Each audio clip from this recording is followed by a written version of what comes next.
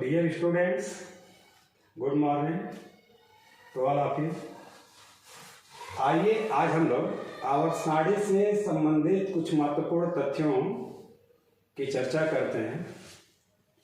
ये सभी तथ्य विभिन्न परीक्षाओं के लिए बहुत ही उपयोगी हैं, जैसे UP TET, C TET, super TET, TGT, PGT, विभिन्न मेडिकल और इंजीनियरिंग की प्रवेश परीक्षाओं में भी ये प्रश्न पूछे जाते हैं। सिविल सर्विसेज की जैसे आईएएस और पीसीएस की भी परीक्षाओं में ये सब पूछे जाते हैं। इसके अलावा यूनिवर्सिटी के बीएससी एंट्रेंस परीक्षाओं में भी ये प्रश्न पूछे जाते हैं। आप कह सकते हैं सामान्य ज्ञान के परीक्षाओं में ये काफ़ी महत्वपूर्ण प्रश्न होते हैं।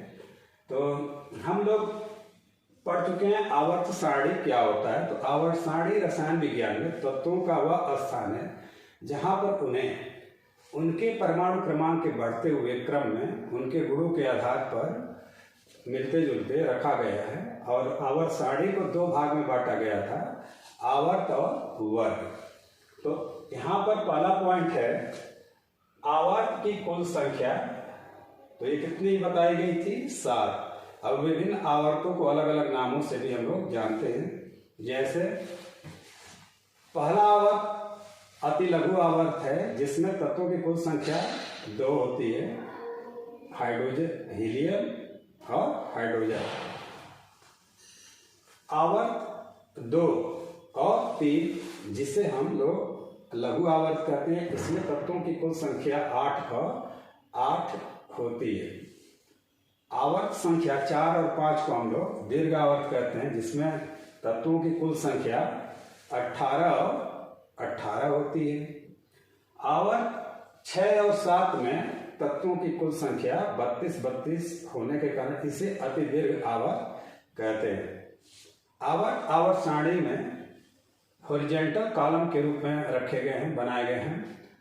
और उसके बाद बात करें हम लोग वर्ग की, तो वर्ग वर्टिकल या ऊर्ध्वाधर कॉलम है आवर्त सारणी में जिनकी कुल संख्या 18 है।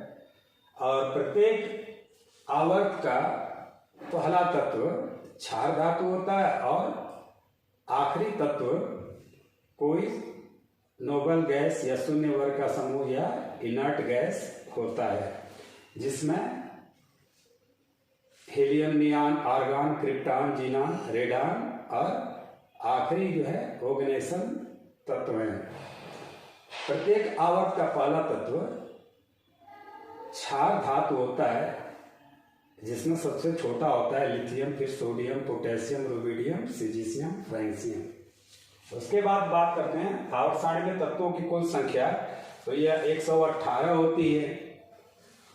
आवर्त सारणी में धातुओं के यानी मेटल की कुल संख्या 92 होती है। अब धातुओं की पहचान क्या होती है? ये ठोस होते हैं और इनका आकार आयतन निश्चित होता है। ये ऊष्मा और विद्युत के सुचालक होते हैं। इनमें धात्विक ध्वनि होती है। ये अघात वर्धनीय होते हैं। और उसके बाद बात करते हैं अधातुओं की यानी नॉन मेटल की कुल संख्या 20 होती है। नॉन मेटल अधातु कहलाते हैं और ये प्रायः गैस के रूप में पाए जाते हैं। और अगर ठोस हैं तो क्रिस्टलाइन ठोस होते हैं जिनको अगर चोट लगे तो ये छोटे छोटे टुकड़ों में टूट जाते हैं।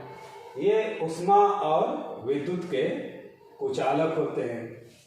और धातुओं के उदाहरण में हाइड्रोजन है, हीलियम है, nitrogen, oxygen, carbon, phosphorus, sulphur, ये सब अधातुओं के उदाहरण हैं। उपधातुओं की कुल संख्या आवर्त सारणी में 6 है, जिसमें सबसे प्रमुख रूप से हम लोग पढ़ते हैं सिलिकॉन, जर्मेनियम। अधातुओं के गुण धातुओं और अधातुओं के मध्य के होते हैं, बीच के होते हैं। इसमें से सिलिकॉन का प्रयोग प्रायः माइक्रोचिप बनाने में किया जाता है। इस ब्लॉक के तत्वों की कुल संख्या 14 होती है और ये 14 यहाँ पर हमने लिखा है 6 + 6 + 2। तो यह 6 तत्व क्षारीय धातु हैं, ये 6 तत्व क्षारीय मृदा धातु हैं, और ये 2 तत्व हाइड्रोजन और हीलियम है। तो इस ब्लॉक के तत्व से हम लोग क्या समझते हैं? तो जब हम लोग एसपीडीएफ सिस्टम या आप बाहु प्रणाली से तत्वों के इलेक्ट्रॉनिक विन्यासों को लिखते हैं, तो इनका वाय कोश का आखिरी इलेक्ट्रॉन यदि एस उपकोष में जाता है तो ऐसे तत्वों को हम लोग एस ब्लॉक के तत्व कहते हैं। पी ब्लॉक के तत्वों की कुल संख्या 30 या 36। तो 30 की बात तब होती है जब हम केवल आवर्त क्षेत्र की बात करें, तो पी ब्लॉक के तत्वों की संख्या 30 हो जाती है, और अगर आवर्त 7 को लेकर चलें तो पी ब्लॉक के तत्वों की कुल संख्या 36 यानी 36। अब पी ब्लॉक के तत्व कौन से तत्व पी ब्लॉक के तत्व कहे जाएंगे?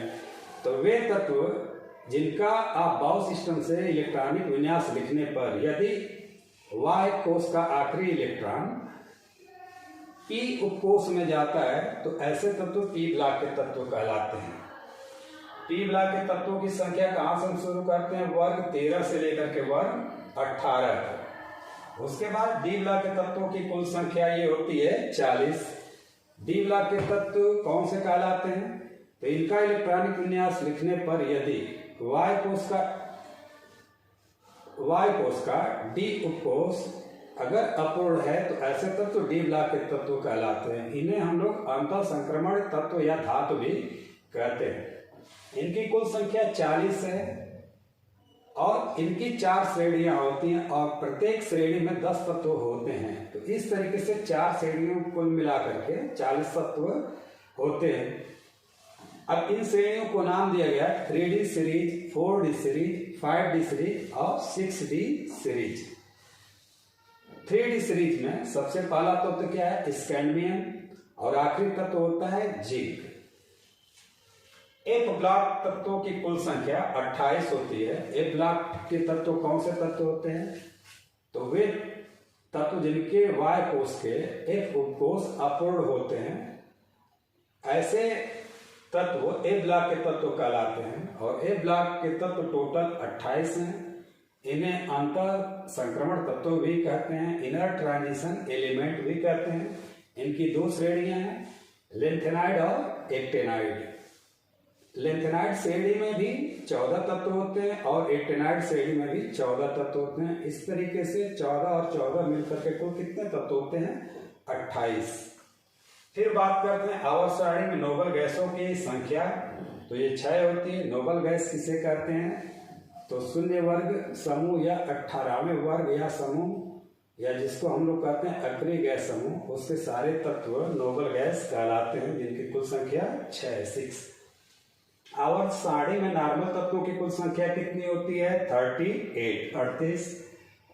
नॉर्मल तत्व को ही हम लोग रिप्रेजेंटेटिव एलिमेंट्स भी कहते हैं। अब ये कौन से होते हैं? तो एस और पी ब्लॉक के तत्व को हम लोग नॉर्मल तत्व कहते हैं। और वर्ग संख्या इनकी क्या है? तो वर्ग 1, 2, फिर वर्ग 13, 14, 15, 16 और 17 वर्ग के तत्व नॉर्मल तत्व कहलाते हैं।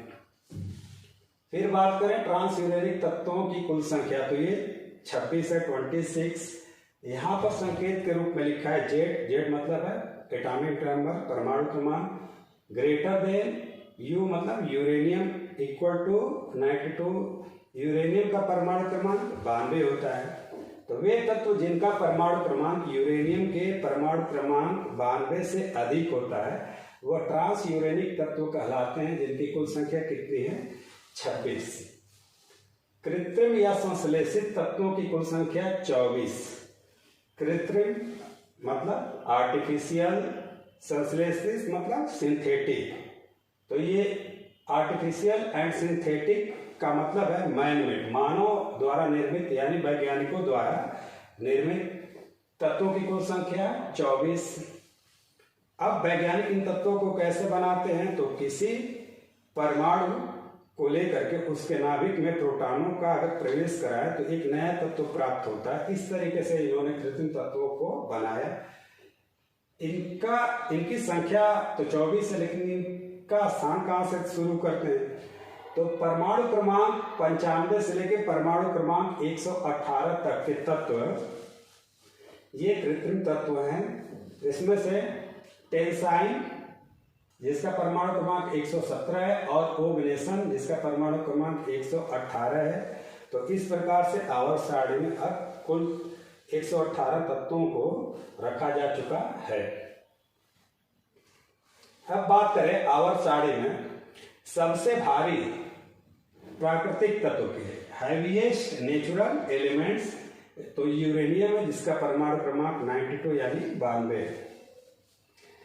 परमाणु भार के और आकार के रूप में सबसे भारी बिगेस्ट एलिमेंट ओगनेशन जिसका परमाणु क्रमांक 118 है। सबसे अधिक घनत्व का हैवी डेंसिटी का तत्व एलिमेंट्स ऑस्मियम है जिसका परमाणु क्रमांक 76 है। पृथ्वी पर सबसे अधिक मात्रा में पाया जाने वाला तत्व ऑक्सीजन है और इसकी कुल मात्रा पृथ्वी पर कितनी होती है 46.6। यहां पर मैंने लिखा है पृथ्वी पर पाए जाने वाले तत्व प्रतिशत के आधार पर, तो जो सबसे ज्यादा प्राप्त होते हैं वो ऑक्सीजन है 46.6%। उसके बाद सिलिकॉन 27.7%, फिर एल्युमिनियम जो 8.1% के रूप में पृथ्वी में उपस्थित है, और चौथे पे देखें तो आयरन जिसका प्रतिशत है 5। तो ये पृथ्वी पर सबसे ज्यादा अधिक मात्रा में पाए जाने वाले तत्वों का एक क्रम है जिसको हम लोग याद ऐसे करते हैं OCl फी। ठीक है, अब यहाँ आते हैं पृथ्वी पर सबसे अधिक मात्रा में पाए जाने वाला धातु एल्यूमिनियम है। आवर्त सारणी में सबसे हल्का तत्व हाइड्रोजन, आवर्त सारणी में सबसे हल्का धातु लिथियम। लिथियम का उपयोग विभिन्न प्रकार की बैटरियों में किया जाता है निर्माण में। फिर आवर्त सारणी में अगर पूछा जाए कि कौन सी धातु है जो द्रव अवस्था में पाई जाती है, तो मरकरी या पारा या पारद जिसका संकेत है Hg। आवर्त सारणी में स्थित अधातु जो द्रव अवस्था में पाया जाता है ब्रोमीन। उसके बाद आवर्त सारणी में पाए जाने वाली धातुओं में सबसे अच्छा सुचालक धातु कौन है? सिल्वर यानी चांदी जिसका संकेत है Ag। आवर्त सारणी में पाए जाने वाले तत्वों में कौन सा अधातु है जो विद्युत का सबसे अच्छा सुचालक है? तो ग्रेफाइट। ग्रेफाइट क्या है? तो ये कार्बन का अपर रूप है। कार्बन के 3 अपर रूप होते हैं, डायमंड, ग्रेफाइट और कार्बन 60 यानी C60। सबसे मिट्टी के तेल में रखे जाने वाला तत्व कौन सा है? सोडियम। तो सोडियम एक क्षार धातु है जो बहुत ही सक्रिय है। ये जल से और ऑक्सीजन से बहुत तेजी से क्रिया कर जाता है, इसलिए इसको अध्रुवीय विलायक मिट्टी के तेल में रखा जाता है। सबसे अधिक इलेक्ट्रॉन बंधुता किस तत्व की होती है आवर्त सारणी में? तो क्लोरीन Cl की। आवर्त सारणी में सबसे अधिक विद्युत ऋणी या प्रबल आक्सीकारक तत्व कौन है? फ्लोरीन। हड्डी तथा दांत का अवयवी तत्व मुख्य रूप से कौन यहाँ पर है? धातु के रूप में अगर देखें तो कैल्शियम। हीमोग्लोबिन जो आरबीसी का रेड ब्लड कॉर्पसेल या लाल रुधिर कणिकाओं का भाग होता है में उपस्थित कौन सी धातु होती है? आयरन। ये आयरन का काम क्या है? तो ये फेफड़े द्वारा ली गई ऑक्सीजन को अपने साथ बांध करके हीमोग्लोबिन के साथ एक यौगिक के रूप में आरबीसी के जरिए ब्लड सर्कुलेशन में शरीर के कोशिकाओं तक पहुंचता है और अपनी ऑक्सीजन को माइटोकॉन्ड्रिया को दे देता है, और ये ऑक्सीजन माइटोकॉन्ड्रिया में ग्लूकोज का ऑक्सीकरण करके ऊर्जा उत्पन्न करने में सहायता करती है। और यह जो ऊर्जा मुक्त होती है वो कोशिकाओं में माइटोकॉन्ड्रिया में एटीपी के रूप में निर्मित होती है और संचित कर ली जाती है, जिसको एनर्जी करेंसी ऑफ सेल कहते हैं। और जब ये एटीपी पुनः एडीपी में बदलती है तो जो ऊर्जा मुक्त होती है उसी से जीवधारियों के जीवन की सारी क्रियाएं होती है। अब बात करें घेघा रोग किस तत्व की कमी से होती है? तो आयोडीन। आयोडीन कहाँ प्राप्त होता है? तो ये समुद्र में समुद्री शैवालों से प्राप्त होता है, जिसकी कमी से थायराइड ग्रंथि फूल जाती है और घेगा रोग के रूप में जानी जाती है। सर्वाधिक आयनन विभव यानी आयोनाइजेशन पोटेंशियल किस तत्व का है और शरीर में? तो हीलियम। मानव शरीर में सर्वाधिक पाया जाने वाला तत्व कौन सा है?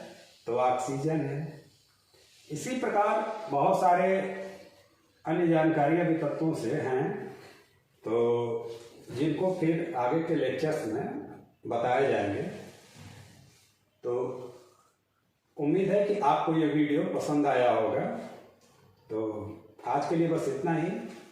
Thank you very much.